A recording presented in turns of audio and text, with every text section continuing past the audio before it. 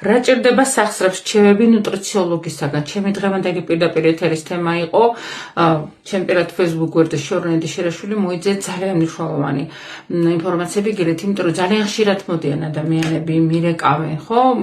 თუნდაც ონლაინ კონსულტაციებით და რო გეტყვიან, ის რა ყველაფერი გავაკეთე და არაფერი გამოვიდა. არასწორად ფიქრობთ. ყველაფრის გაკეთება არ ნიშნავს არც ტკივილ გამოჩებელს, არც ანთების ჩამქრობს, ზოგი ჰორმონზია, მე ზოგი ოპერაციას იკეთებს. რამდენი ოპერაცია გაკეთებული ადამიანი მიკავშირდება და საშინელი ტკივილი აქვს, იმიტომ რომ ძალიან იშვიათ შემთხვევაშია, როცა ოპერაცია გამოუვალია, თორე დანარჩენ შემთხვევაში ძვალსახმოვანი სისტემის აღდგენა შესაძლებელია.